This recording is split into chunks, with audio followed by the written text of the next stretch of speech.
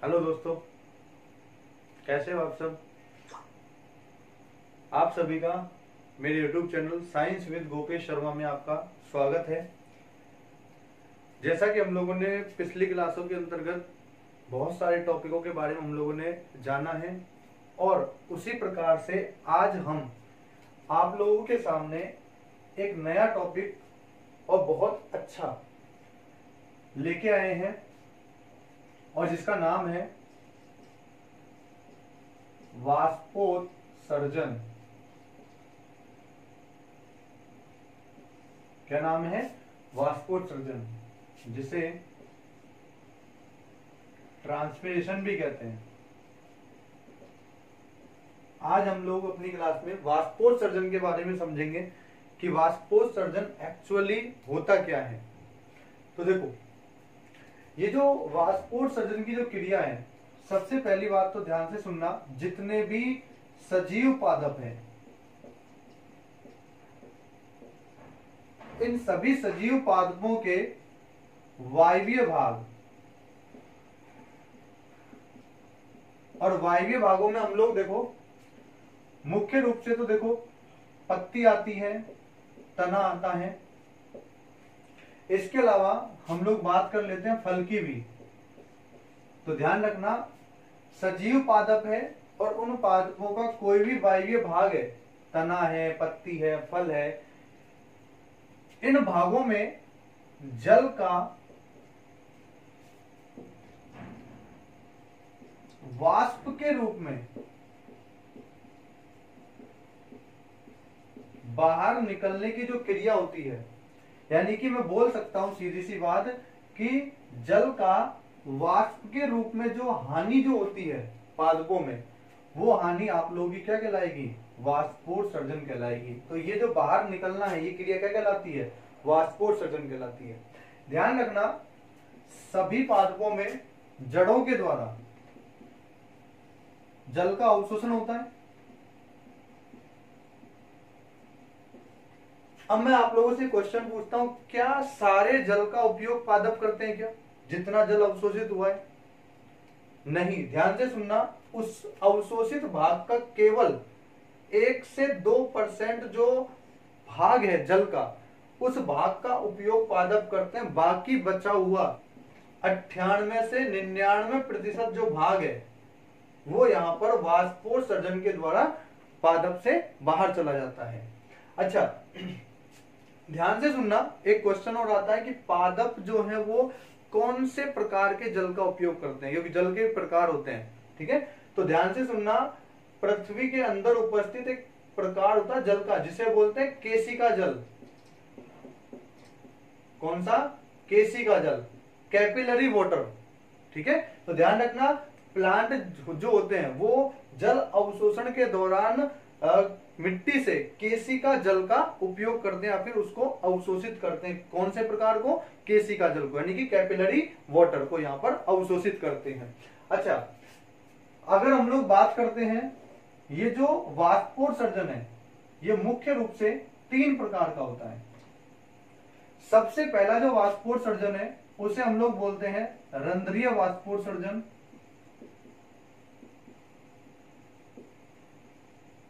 दूसरा जो वाष्पोत्सर्जन है, उसे बोलते हैं उपत्वचीय वाष्पोत्सर्जन।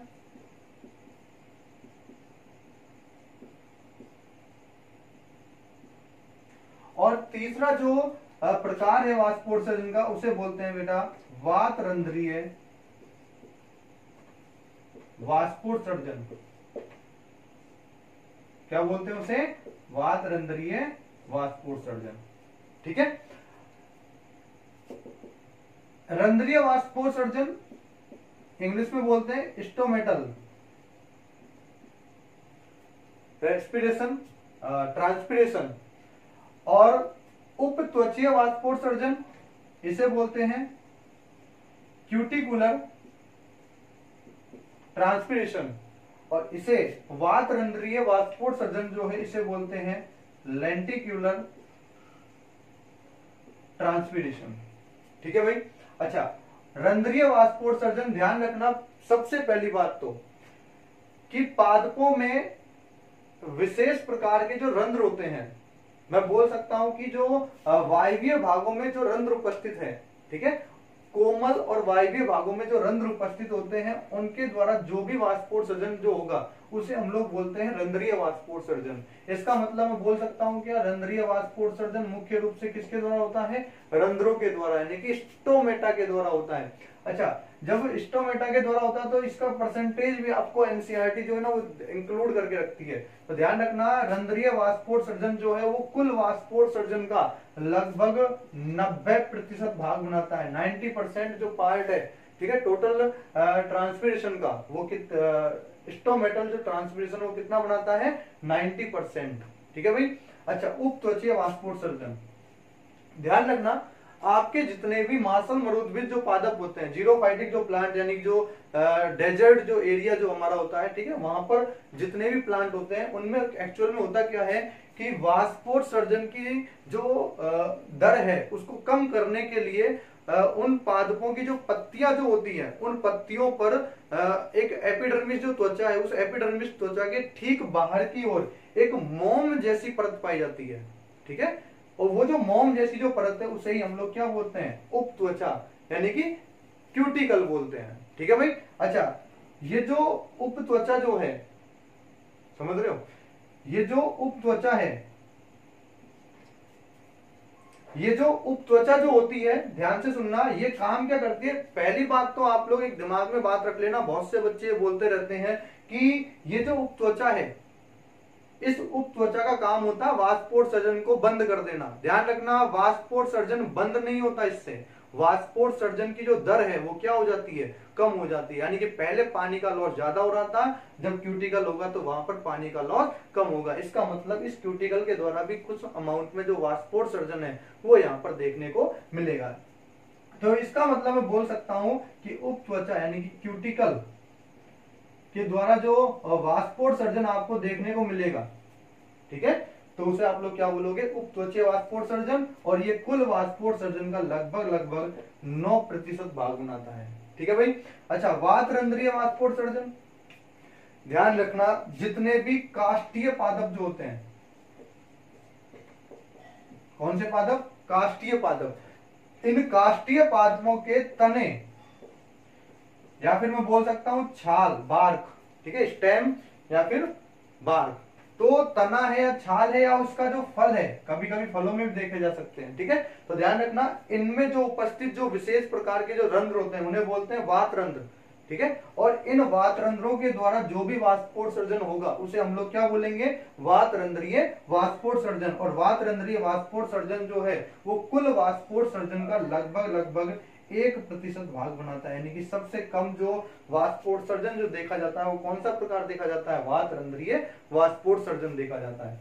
अच्छा, यहां पर एक क्वेश्चन निकल के आता है कि पर्णिल वाष्पोत्सर्जन क्या है। इसे इंग्लिश में बोलते हैं फॉलियर ट्रांसपीरेशन।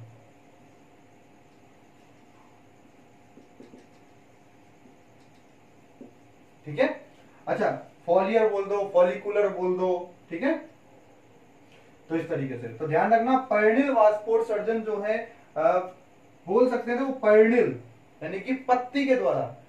और ध्यान रखना, रंध्र और उपत्वचा दोनों के दोनों वो स्ट्रक्चर है जो पत्ती पर पाई जा रही है। इसका मतलब मैं बोल सकता हूं क्या, पर्णिल वाष्पोत्सर्जन का मतलब होता है रंध्रीय वाष्पोत्सर्जन प्लस आपका जो उपत्वचीय वाष्पोत्सर्जन है,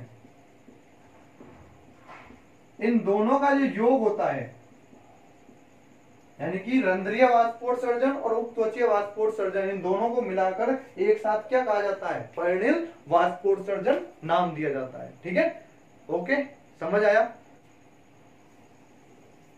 हाँ भाई, एनसीईआरटी जो है वो 2 लाइन लेके चलती है वाष्पोत्सर्जन के लिए कि वाष्पोत्सर्जन एक अनिवार्य बुराई है। ठीक है, जो कि कथन जो है वो दिया था कर्टिस ने। क्या दिया था, वाष्पोत्सर्जन एक अनिवार्य, ठीक है, बुराई है। अच्छा देखो, ये देखो एक कर्टिस नामक वैज्ञानिक है, उसने ये जो स्टेटमेंट है यहाँ पर दिया था। इस लाइन का मतलब समझो क्या होगा। देखो, वाष्पोत्सर्जन एक अनिवार्य है, यानी कि एक तो अनिवार्य है, बिल्कुल चाहिए ही चाहिए तो किसी भी प्लांट के लिए, और दूसरी लाइन बोल रहा बुराई भी है। ठीक है, वो एक लाइन बोलते हैं ना, जैसे जिंदा लाश है, जिंदा भी है और लाश भी है, ऐसे क्या बोल रहा है, ये अनिवार्य बुराई है।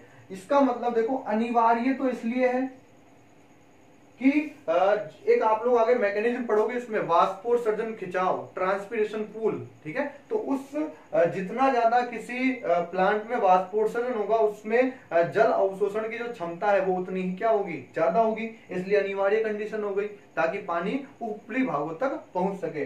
दूसरा बुराई है, क्योंकि इस कंडीशन में पादप से जो जल है उसकी यहाँ पर क्या हो रही है, हानि हो रही है, और उस हानि को लेकर एक जो वर्ड है वो क्या दे दिया, एक बुराई है। तो इस चीज को थोड़ा ध्यान रखना, वाष्पोत्सर्जन एक अनिवार्य बुराई है। किसने कहा था ये कथन, कर्टिस नामक वैज्ञानिक ने।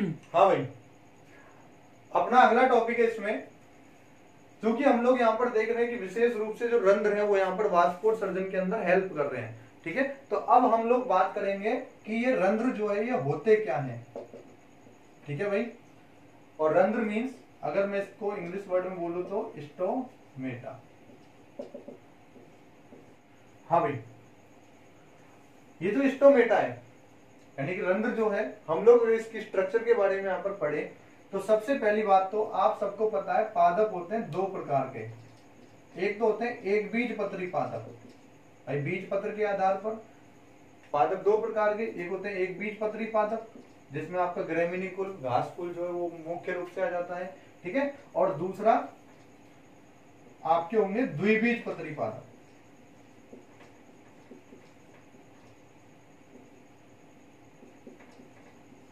ठीक है, इन्हें तो बोलते हैं मोनोकॉट और इन्हें बोलते हैं डाइकॉट प्लांट।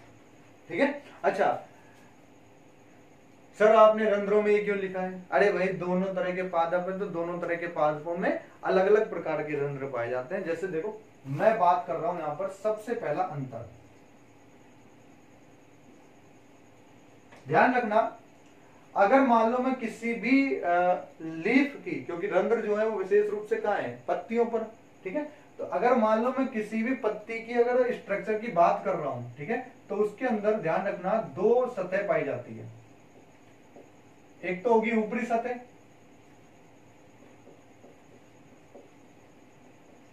और दूसरी होगी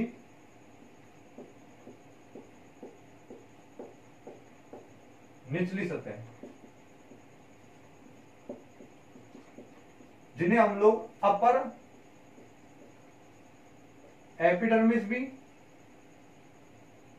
कहते हैं और लोअर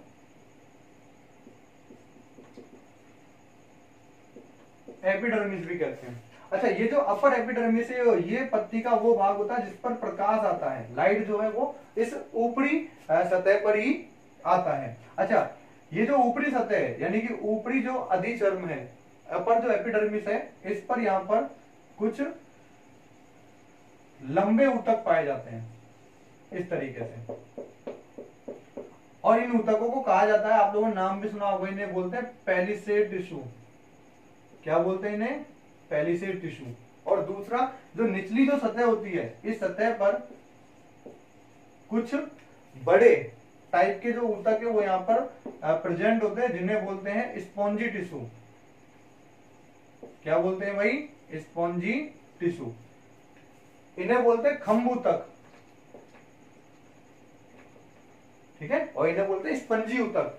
अच्छा, दोनों के दोनों ऊतक मिलकर आप लोगों ने एक नाम सुना होगा, पर्ण मध्योतक।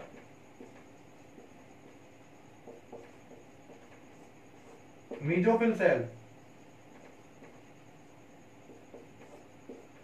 ठीक है, तो ध्यान रखना, खम्भ ऊतक और स्पंजी ऊतक, दोनों के दोनों जो ऊतक है, दोनों मिलकर क्या बनाते हैं, पर्ण मध्योतक यानी कि मीजोफिल का निर्माण करते हैं। जब मैं आपको लीफ की एनाटॉमी और मॉर्फोलॉजी जब बताऊंगा ना, तो वहां पर हम लोग ये बातें करेंगे। ठीक है, बाकी अभी रंध्र का एक छोटा सा टॉपिक आया, तो ये आया कहां से, इस तरीके से।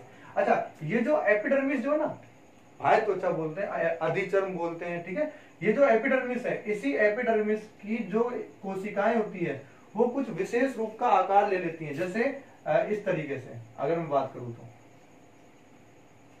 और ये आकार जो है ना, ये आकार एक बीजपत्री और द्विबीजपत्री इन दोनों पादपों के अंदर क्या होता है, अलग अलग होता है। जैसे देखो, अगर मान लो ये पादप द्विबीजपत्री है, अच्छा सबसे पहली बात तो अगर देखो इस एपिडर्मिस से कुछ अलग ये कोशिका हो गई आकार में, तो इसलिए इसका नाम भी अलग रखा जाएगा।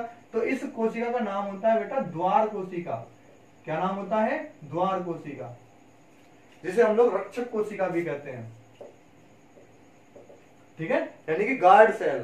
क्या बोलते हैं इन्हें, गार्ड सेल। अच्छा, ये जो द्वार जो कोशिकाएं हैं, ये द्वार कोशिकाएं अगर मान लो ये लीफ अगर मोनोकोट प्लांट की है, यानी कि एक बीजपत्री पादप की है, तो इन एक बीजपत्री पादपों में द्वार कोशिकाओं का जो आकार है वो होगा कैसा, बोलो डंबलाकार। कैसा होगा भाई, डंबलाकार, यानी कि डंबल के आकार होगा इस तरीके से, ठीक है, डंबल जानते हो ना, इस तरीके से।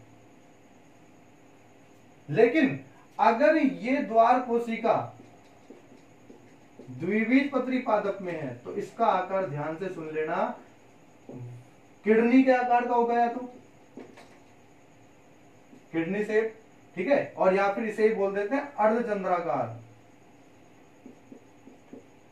ठीक है भाई। तो अर्धचंद्राकार यहाँ पर ये शेप में होगा, यानी कि जैसा आप लोगों को ये दिख रहा है इस तरीके से। और इन दोनों द्वार कोशिकाओं के बीच में जो ये गैप है ना, इसी गैप का नाम होता है क्या, रंध्र, ठीक है। दूसरा अंतर, एक बीजपत्री और द्विबीजपत्री, इन दोनों पादपों की पत्तियों में दो बड़े अंतर मैं यहाँ पर बताने जा रहा हूं। पहला अंतर तो मैंने द्वार कोशिकाओं का बता दिया। दूसरा अंतर अगर हम बात करें रंध्रों की संख्या की, तो ध्यान रखना रंध्र जो है ना वो निचली अधिचरण पर भी होते हैं। अगर मान लो ये पादप एक बीजपत्री होता है, मोनोकोट, तो इन रंध्रों की जो संख्या है वो ऊपरी अधिचरण यानी कि अपर साइड पर और निचली अधिचरण यानी कि लोअर साइड, इन दोनों में क्या होता है, लगभग लगभग क्या होगा, बराबर कंडीशन में होगा। तो ध्यान रखना ऊपरी सतह और निचली सतह दोनों पर रंध्रों की संख्या जो है वो लगभग समान होती है। कौन से पादप में, एक बीजपत्री पादप में। लेकिन अगर हम लोग बात करते हैं द्विबीजपत्री पादप की, तो द्विबीजपत्री पादप के अंदर जो रंध्रों की संख्या है, ध्यान से सुन लेना, निचली जो अधिचर्म होती है यानी कि लोअर एपिडर्मिस, तो निचली जो अधिचर्म है, इस अधिचर्म पर रंध्रों की संख्या ऊपरी अधिचर्म की तुलना में क्या है, अधिक है, ठीक है भाई। तो द्विबीजपत्री और एक बीजपत्री पादप के अंदर ये कुछ अंतर जो है वो आपको रंध्रों के आधार पर आपको देखने को मिलते हैं। इसके अलावा हम लोग बात करेंगे रंध्रों की, किसी भी रंध्र की संरचना की, ठीक है।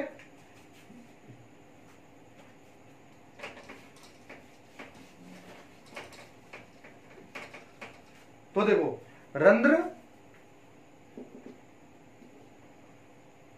की संरचना, तो देखो यहां पर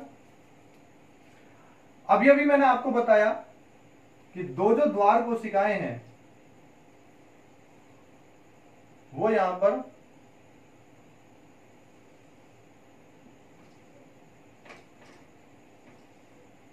इस तरीके से कन्वर्ट होंगी। अच्छा, द्वार कोशिकाएं जो है ना, इन्हें हम लोग क्या बोलते हैं भाई, द्वार कोशिका, ठीक है, गार्ड सेल, रक्षक कोशिका, ठीक है, इसे बोलते हैं जीसी। दूसरी बात ध्यान रखना, द्वार कोशिका जो है ना एक प्रकार की एपिडर्मिस कोशिका ही है, ठीक है, यानी कि एपिडर्मल सेल ही है। और ध्यान से समझना एक ही पॉइंट, जितनी भी एपिडर्मल सेल होती है ना, अधिचर्मीय कोशिकाएं, उनमें हरित लवक का अभाव होता है। लेकिन द्वार कोशिका एकमात्र ऐसी एपिडर्मल या अधिचर्मीय कोशिका है जिसके अंदर हरित लवक पाया जाता है। इसका मतलब यहां पर हरित लवक जो है वो यहां पर प्रेजेंट होगा, ठीक है। तो ध्यान रखना, जितनी भी अगर आपसे ये पूछा जाए ना कि भाई अधिचर्म्य कोशिका और द्वार कोशिका में क्या अंतर है, ठीक है, तो अधिचर्म्य कोशिका का ही रूपांतरण है द्वार कोशिका। बस अंतर क्या हो गया कि अधिचर्म्य कोशिकाओं में क्या नहीं मिलता, हरितलवक नहीं मिलता, लेकिन ये एक ऐसा रूपांतरण है जो द्वार कोशिका जो है वो एक ऐसा रूपांतरण है जिसमें हरितलवक जो है वो यहाँ पर प्रेजेंट होता है। अच्छा, इस द्वार कोशिका के चारों तरफ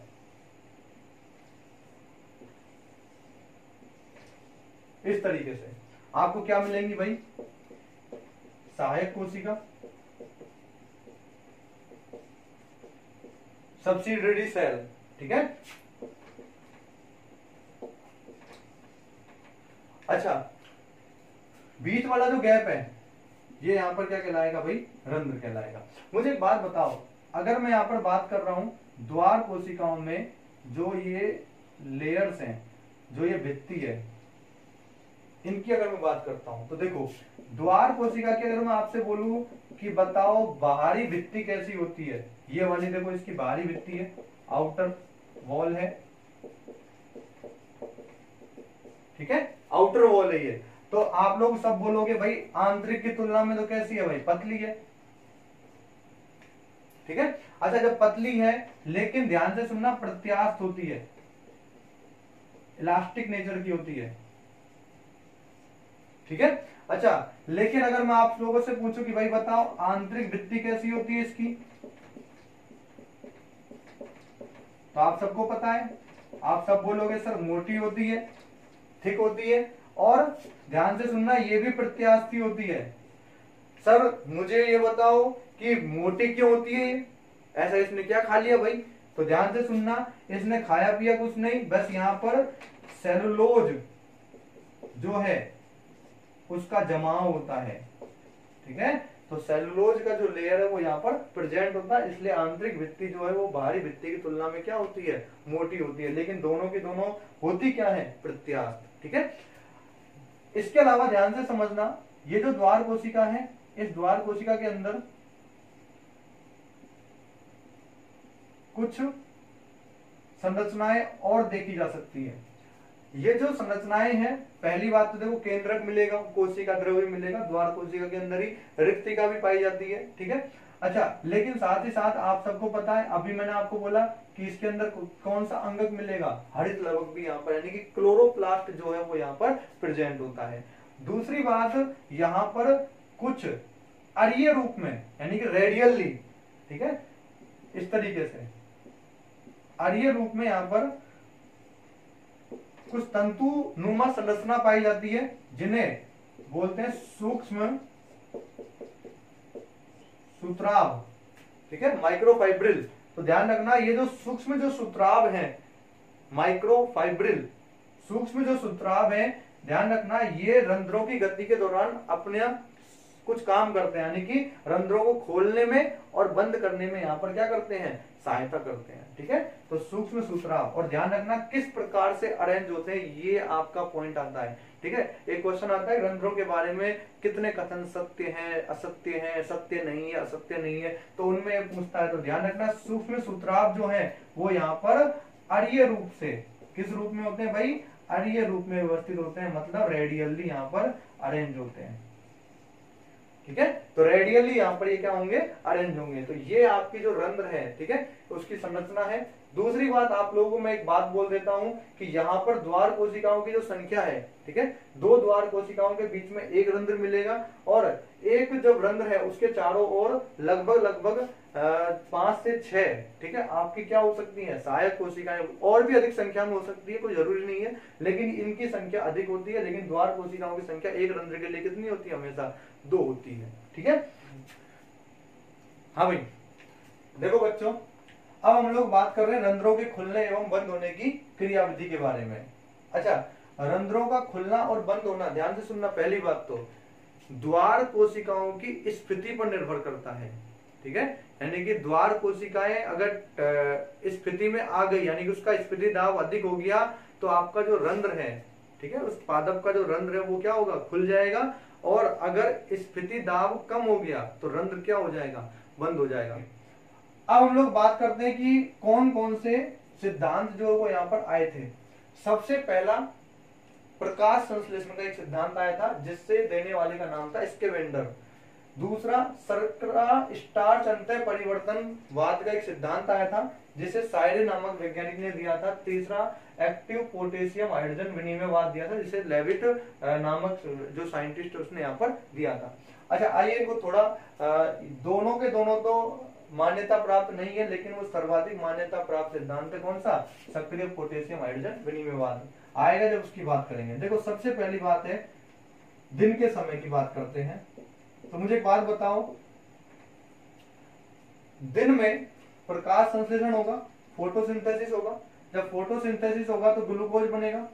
अब मुझे एक बात बताओ, जब ग्लूकोज बनेगा तो एक तरीके से विलय की मात्रा बन गई, और जब विलय की मात्रा बढ़ गई तो मुझे एक बात बताओ उस कोशिका का ओपी बढ़ेगा, और जब ओपी बढ़ेगा तो मुझे एक बात बताओ टीपी बढ़ेगा, और जब टीपी बढ़ेगा तो अभी तो बताया है कि अगर टीपी बढ़ा, किसका बढ़ा है ध्यान से सुनना, द्वार कोशिकाओं का।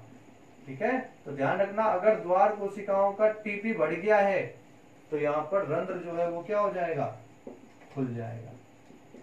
ठीक है, तो इसके वेंडर ने ये सारी अवधारणा दी थी अपने सिद्धांत में कि दिन में प्रकाश संश्लेषण होगा, ग्लूकोज बनेगा, ओपी बढ़ेगा, टीपी बढ़ेगा, रंध्र खुलेगा। रात्रि में क्या होगा मुझे एक बात बताओ, रात्रि में प्रकाश संश्लेषण नहीं होगा, नहीं होगा तो ग्लूकोज नहीं बनेगा, नहीं बनेगा तो ओपी कम, टीपी कम, रंध्र बंद। ठीक है भाई।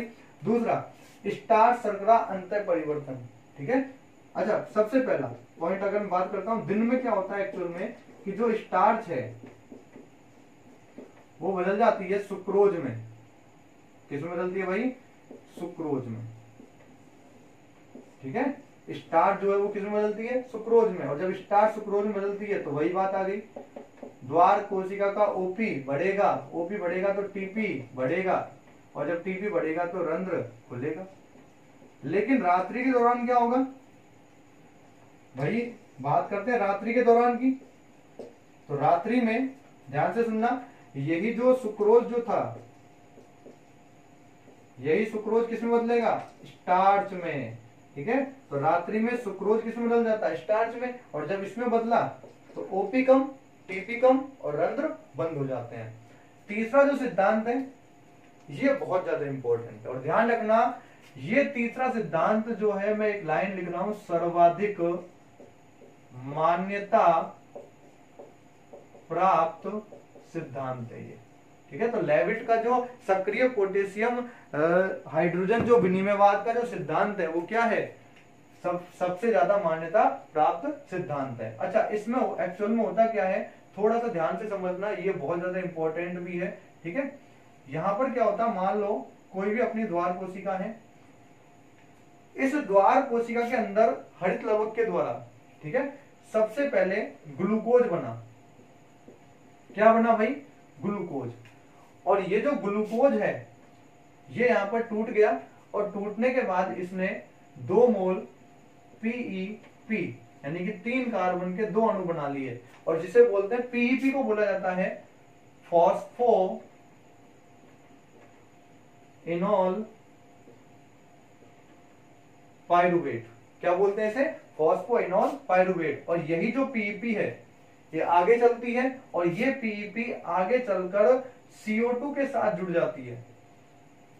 ठीक है, और जैसे ही CO2 के साथ जुड़ेगी तो इसे बोलते हैं कार्बोक्सिलेशन यानी कि कार्बोक्सिलीकरण। और यहां पर जब कार्बोक्सिलीकरण की क्रिया होगी तो यही पीईपी आगे चलकर बदल जाएगा OAA में, और OAA का पूरा नाम होता है ऑक्जेलो एसिटिक एसिड।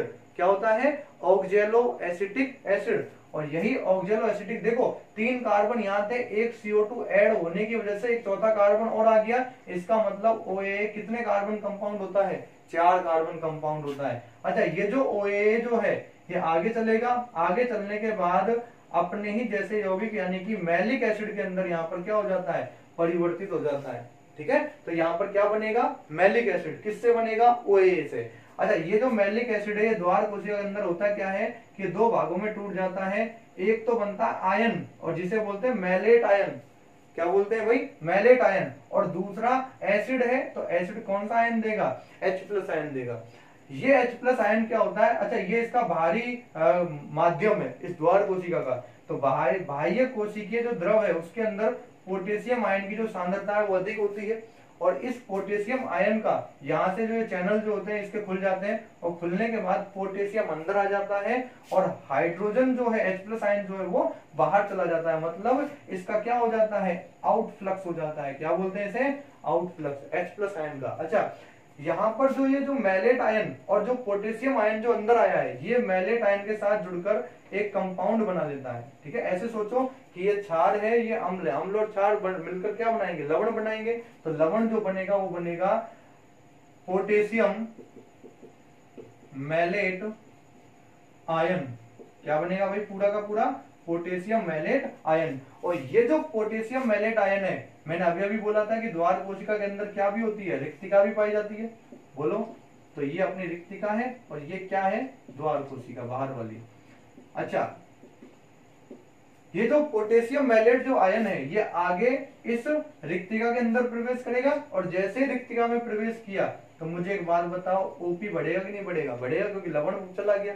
लवण मतलब एक तरीके से सॉल्यूट चला गया, सॉल्यूट गया तो ओपी जो है वो सॉल्यूट यानी कि विलय की मात्रा क्या होता है, समानुपाती होता है। तो इसका मतलब ओपी बढ़ेगा, और ओपी अगर बढ़ गया तो सीधी सी बात है, अभी अभी बोला कि टीपी बढ़ेगा, और टीपी अगर बढ़ गया तो रंध्र क्या हो जाएगा, खुल जाएगा, ओपन हो जाएगा। तो ये सारा मेथड होता है सक्रिय पोटेशियम हाइड्रोजन विनिमयवाद का, जिसे किसने बताया था, लेविट नामक वैज्ञानिक ने बताया था। ठीक है भाई।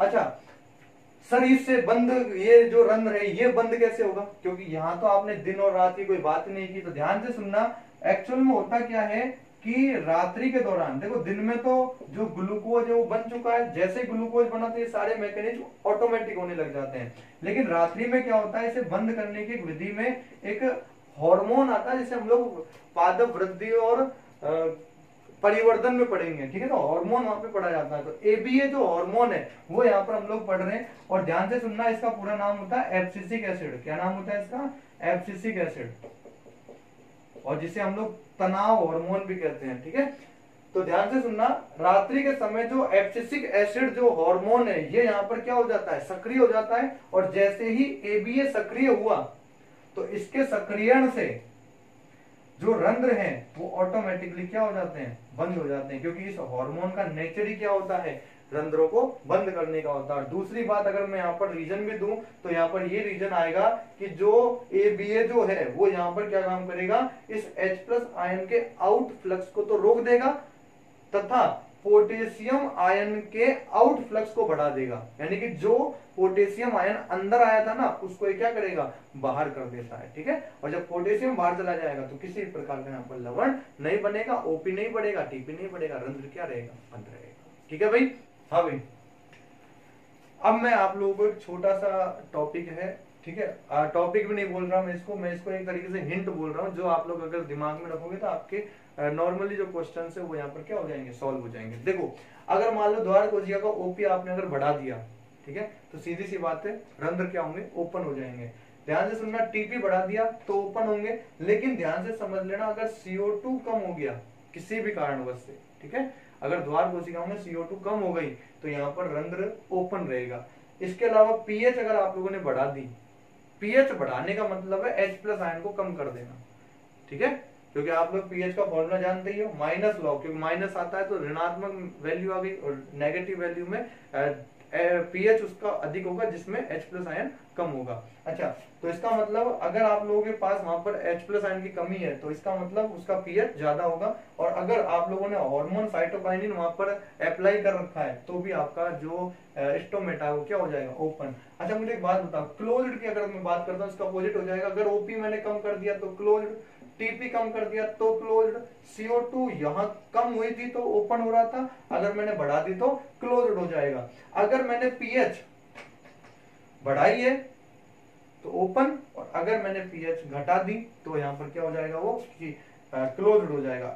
यहाँ पर साइटोकाइनिन है, अभी अभी एक हार्मोन का नाम लिया था मैंने, एबी है, एब्सिसिक एसिड, वो यहाँ पर इसका विरोधी हो जाएगा। ठीक है, तो ये थोड़ा सा आप लोग हिंट के रूप में आप लोग याद कर सकते हो इसको। हाँ भाई, अब हम लोग बात करते हैं रंध्रों की गति को प्रभावित करने वाले कारक, यानी कौन से कारक हैं जो रंध्रों की गति, मतलब रंध्रों को खोलते हैं और बंद करते हैं।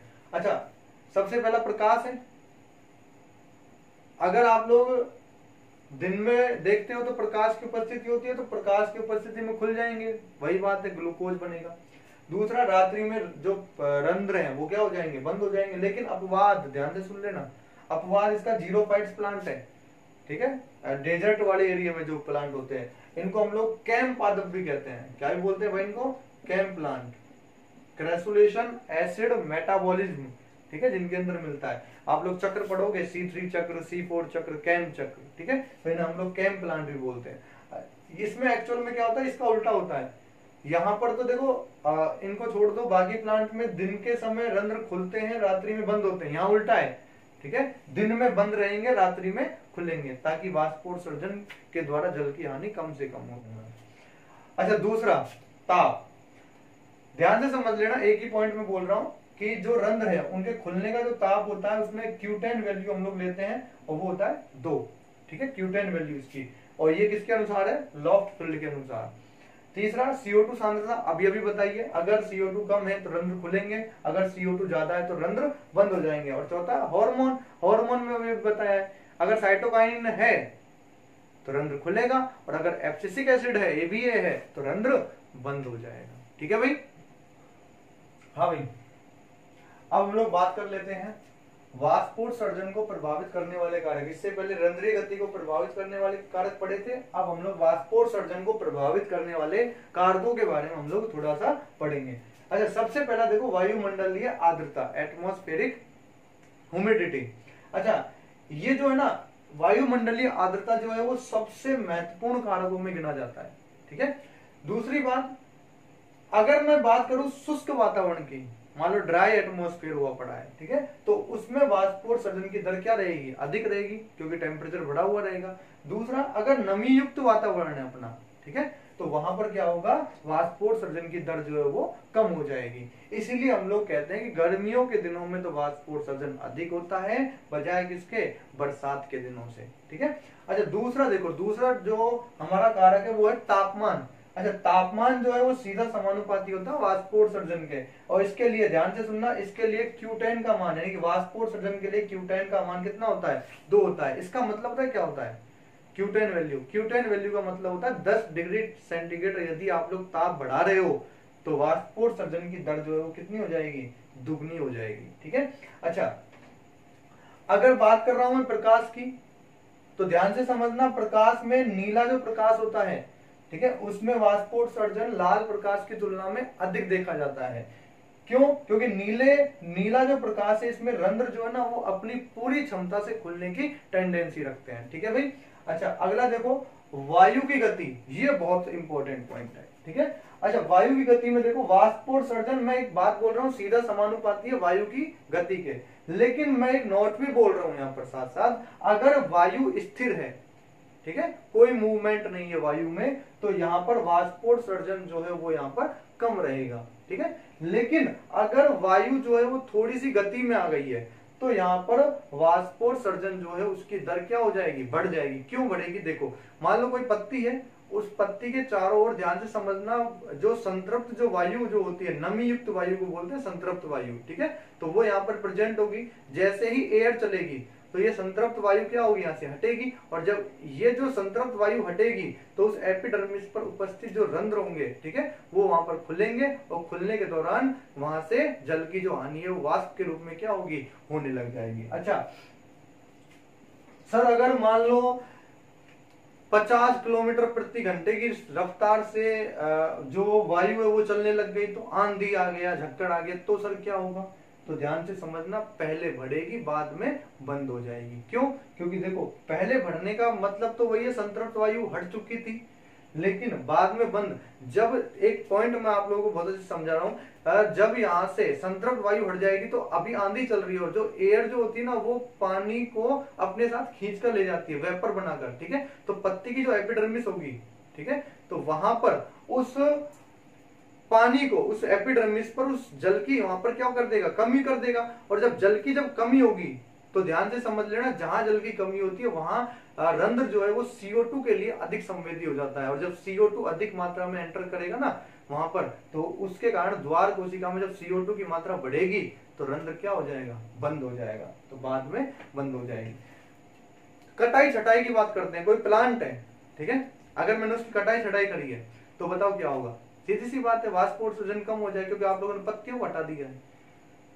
लेकिन ध्यान से समझना, कम तो हुआ है लेकिन ध्यान से सुनना, कुल वाष्पोत्सर्जन जो है वो कम हुआ है पूरे प्लांट के द्वारा। जो कुल जो वाष्पोत्सर्जन हो रहा था वो कम हुआ है। लेकिन अगर मैं बात करूं किसी एक पत्ती से, मान लो आप लोगों ने पूरी पादप की कटाई छटाई कर दी और एक पत्ती को आप लोगों ने वहां पर छोड़ दिया, तो उस एक पत्ती से जो वाष्पोत्सर्जन है वो क्या होगा, सबसे ज्यादा होगा। यानी कि एक पत्ती से होने वाला वाष्पोत्सर्जन तो बढ़ जाएगा, लेकिन पूरे पादप से होने वाला वाष्पोत्सर्जन क्या हो जाएगा, कम हो जाएगा। ठीक है भाई, तो इस क्लास के अंदर हम लोगों ने आज वाष्पोत्सर्जन को जो है वो कंप्लीट कर लिया है। ठीक है, और आप लोग जो है वो यहाँ पर अच्छे से पढ़ते भी रहे। ठीक है, और अगर आपको कोई भी डाउट आता है तो नीचे मेरे जो YouTube चैनल है उसके अंदर जो कमेंट बॉक्स है, ठीक है, वहां पर आप लोग कमेंट करके मेरे से कोई भी चीज जो है वो डिस्कस कर सकते हो। ठीक है, और आप लोग बहुत अच्छे से पढ़ते रहे। ठीक है, और अगर मेरी जो वीडियो अगर आप लोगों को पसंद आई हो, ठीक है, तो इसको लाइक करें। और दूसरी बात, चैनल जो है, ठीक है, साइंस विद गोपेश शर्मा के नाम से है, इसको आप लोग सब्सक्राइब जरूर करें। ठीक है, क्योंकि हमारी आगे आने वाली जितनी भी वीडियोज हैं वो आपको यहाँ पर मिलती रहेंगी और आप लोग यहाँ पर अच्छे से यहाँ पर पढ़ते रहोगे। अच्छा, इसके अलावा जो अपने जो फ्रेंड्स हैं उन फ्रेंड्सों पर इस वीडियो को क्या करो, शेयर भी करते रहो। ठीक है, चैनल को शेयर कर दो, ठीक है, वीडियोज को शेयर कर दो, जैसा आप लोगों को अच्छा लगे वैसा आप लोग करो। ठीक है, लेकिन सब्सक्राइब जरूर करो। Okay, thank you, best of luck.